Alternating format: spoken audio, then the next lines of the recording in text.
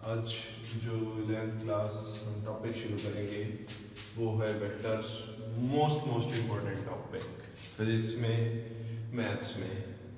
अगर अभी समझ नहीं आई तो बहुत जल्दी समझ आ जाएगी। जो बोर्ड में मैथ में भी वेक्टर्स आएंगे और फिजिक्स में तो मैं कह रहा हूँ कि स्टार्टिंग ही वेक्टर्स से, लगभग अब हर चीज़ हमें वेक्टराइज ही करनी है। तो थोड़ा सा ध्यान से देखना कि असल में वेक्टर्स क्या होते हैं। देखो, हमने पढ़ा था there are two types of quantities. Quantity जो भी है इस वर्ल्ड में, जो भी एग्जिस्ट करते हो, दो टाइप की हो सकती है। एक जिसका मैग्नीट्यूड होता है, एक वो जिसका magnitude as well as direction भी होती है। तो हमने पढ़ा था देयर आर टू टाइप्स, एक था scalar quantity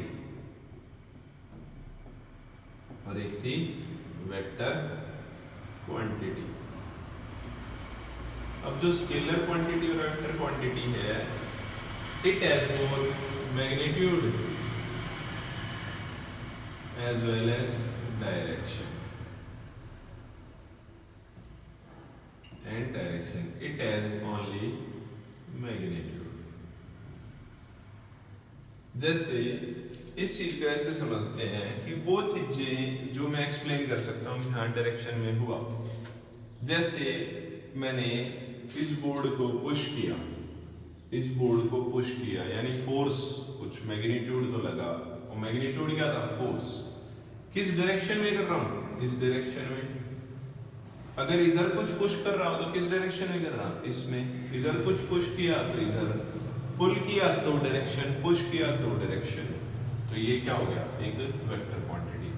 scalar quantity, scalar quantity मैंने गाड़ी स्टार्ट की मगर चला ही नहीं, मैंने गियर नहीं डाला, उसका जो व्हील है वो रोटेट नहीं किया और गाड़ी 1-1.5 घंटे तक ऑन रखी। उसके बाद मैंने अपना ऑयल मीटर देखा तो उसमें से 1 लीटर जो मेरा ऑयल था वो साफ।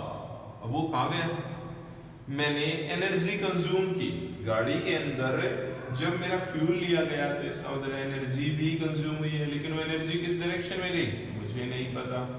तो वो क्वांटिटी जो हो गई, जैसे इस वक्त मैंने कहा हाँ भाई, एक जो क्या कहते हैं यार, एक सबसे अच्छा एग्जांपल तो हमारा गॉड का मैग्नीट्यूड है लेकिन डायरेक्शन नहीं है। मैं पूछूं गॉड है, सब कहेंगे हाँ है। उसका मैग्नीट्यूड कहाँ है? इधर है, उधर है, यहाँ है, वहां है, नहीं पता। यानी एक ऐसी क्वांटिटी जिसका मैग्नीट्यूड है लेकिन उसकी डायरेक्शन नहीं है, उसको क्या बोलता हूँ? Scalar quantity. और एक ऐसी क्वांटिटी जिसका मैग्नीट्यूड भी और डायरेक्शन भी हो, यानी जिसका मुझे एग्जैक्टली पता हो, जिसका मुझे कुछ पता हो। तो समझ आया? तो आज हम सिर्फ पढ़ेंगे वेक्टर्स। स्केलर क्वांटिटी को पढ़ाने लायक इसलिए नहीं क्योंकि मैग्नीट्यूड को मैं क्या समझाऊं। तो वेक्टर्स क्या होते हैं? Are those vectors are those quantities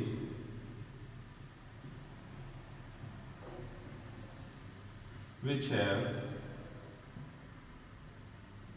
magnitude as well as direction. ठीक है? It is represented by an arrowhead. जैसे एक ए वेक्टर है तो इसके ऊपर अगर मैंने ये एरो लगा दिया तो इसका मतलब it is a vector quantity. और अगर मैंने ए लिख लिया, it is means its magnitude. तो देखो, ए मैग्नीट्यूड है, कोई क्वांटिटी है, उसके ऊपर अगर मैंने एरो लगा दिया इसका मतलब it is also a direction.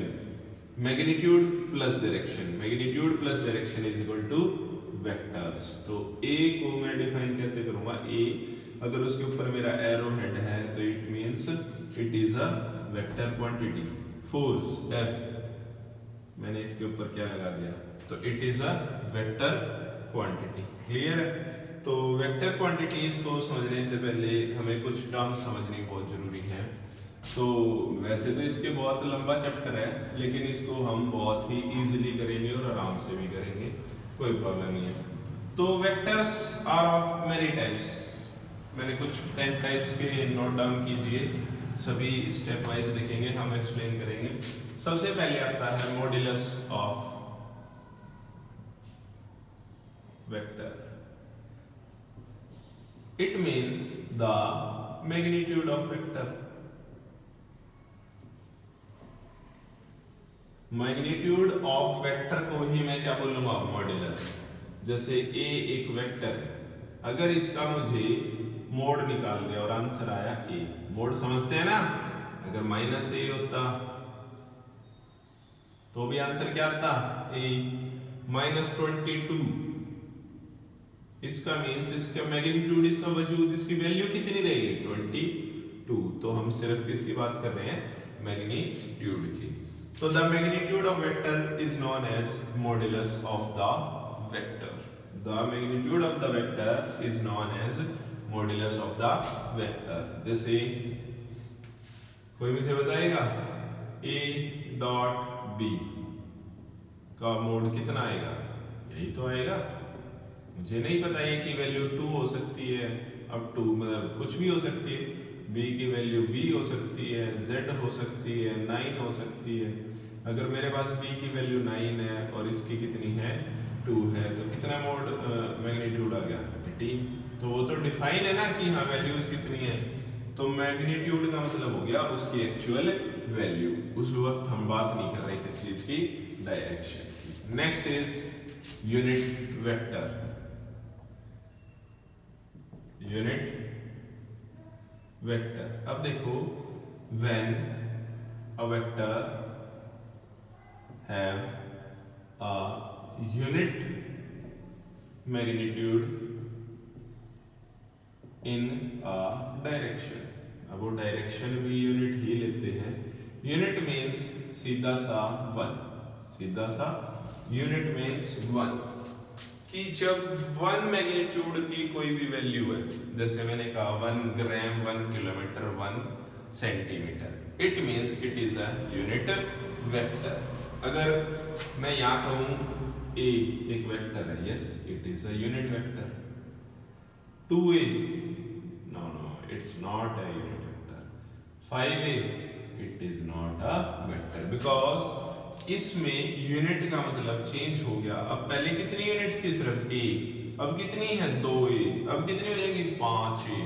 तो यूनिट का मीन्स होता है 1। When a magnitude of 1 unit is expressed in a direction is called unit vector. Third is equal vectors. Equal vectors, देखो दो वेक्टर है, एक a एक b। दो वेक्टर्स हैं, एक a है एक b। दो वेक्टर्स हैं, एक a है एक b। ये a है ये b। दो वेक्टर्स हैं, एक a एक b। देखो मैंने a b दो वेक्टर्स लिए, यानी दो क्वांटिटीज हैं या दो फोर्स हैं, दो वर्क है, कुछ भी है। एक इस डायरेक्शन में जा रहा है, एक इसमें, या एक इसमें जा रहा है, एक उसमें, एक इधर एक उधर, मुझे नहीं मतलब। व्हेन द मैग्नीट्यूड क्या हो गया इसका, a, इसका कितना हो गया, b। तो magnitude of the vectors are same as well as their direction. इसका मतलब these are क्या है, equal vector, these are not equal vectors। Equal vectors means दो इंसानों को हम इक्वल कब बोलते हैं, जब उनमें वेट, दिमाग सब कुछ सेम हो, इवन देन शक्ल भी सेम हो तो बेटर है, तो वो क्या बोलेंगे, हाँ ये जुड़वा है। तो असल में equal vectors are twins, means their magnitude, their direction remains same. ठीक है, next is negative vector. Negative vectors, A इस डायरेक्शन में जा रहा है, B इस डायरेक्शन में जा रहा है, लेकिन दोनों का magnitude have same magnitude but opposite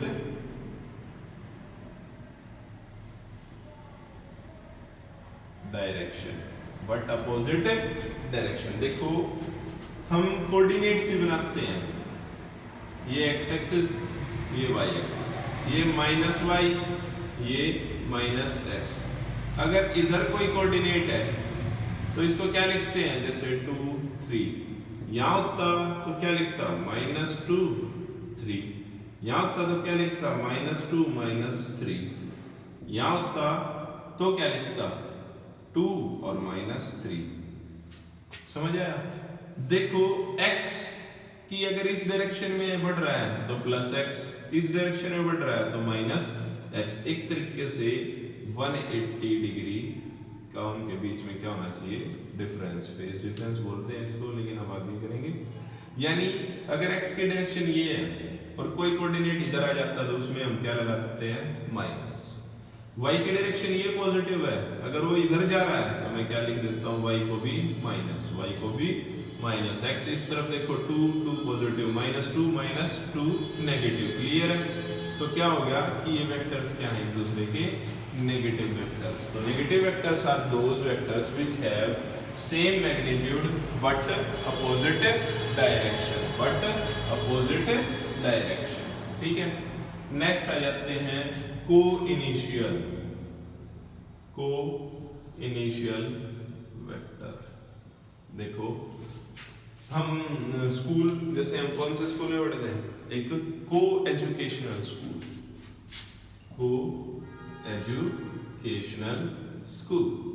को एड मीन्स जहां boys as well as girls साथ पढ़ती है, उसको मैं क्या बोलूँ, को एजुकेशन।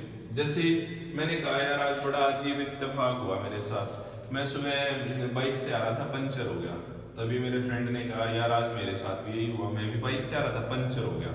तो हम इसको कहते हैं को इंसिडेंस, कि जो मेरे साथ हुआ वो तुम्हारे साथ भी हुआ। तो अब अलग दिख रहा, को initial vectors means two vectors having same initial point.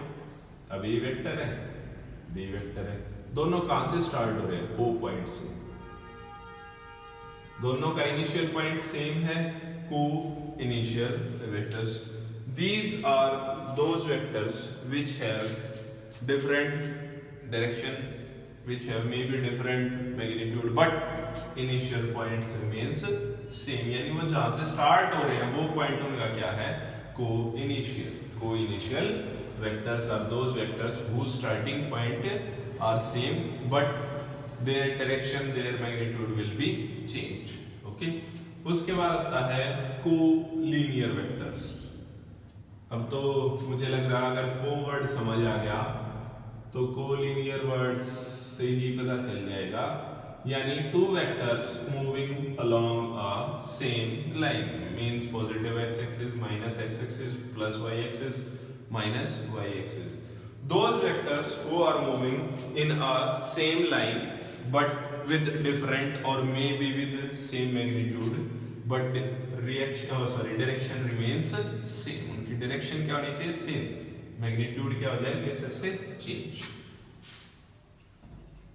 Next coplanar, को मैं इसको बोल देता हूं कोप्लेन। अब देखो it is known as x y plane, it is known as minus x y plane and it is known as minus x minus y plane, it is known as plus x and minus y plane. Plane क्या होता है, जब कोई एक direction या कोई एक unit को दो कोऑर्डिनेट एक्सप्रेस करे। तो coplanar vectors are those vectors which are moving along same plane, अब उनकी जो डायरेक्शन है वो डिफरेंट हो सकती है, उनका मैग्नीट्यूड है वो डिफरेंट हो सकता है। जैसे एक वेक्टर इधर आया, एक वेक्टर इधर आया, अब इन दोनों का जो प्लेन है वो कौन सा है, ये वाला प्लेन है, कौन सा, x माइनस वाई। तो coplanar vectors are those vectors whose plane remains same, its magnitude and directions will be changed or different। Clear है? नेक्स्ट है कोप्लेनर के बाद लोकलाइज्ड, या मैं इनको बोलता हूं फिक्स्ड। localized या fixed vectors. Those vectors whose initial point is fixed. जिनका इनिशियल पॉइंट क्या हो जाएगा? फिक्स.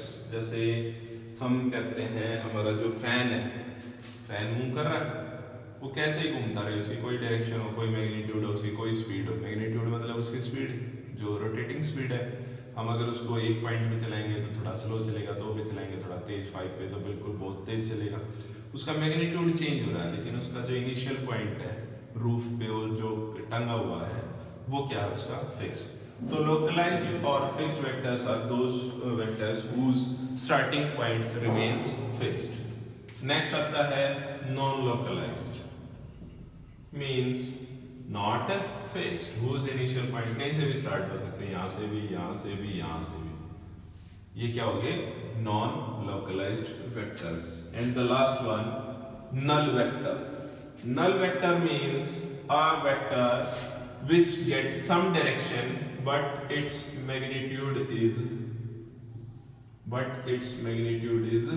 0. कौन से हो सकते हैं null vector? 0 into a. a एक वेक्टर है जो इसकी डायरेक्शन दिखा रहा है, लेकिन आंसर मुझे क्या मिलेगा? इसका मैग्नीट्यूड 0. इसका मैग्नीट्यूड मुझे क्या मिलेगा? 0. तो null vectors are those vectors whose magnitude will be 0. तो बेटा आज हम इतना करेंगे और मैं उम्मीद करता हूँ सभी पढ़ेंगे. Thank you for today.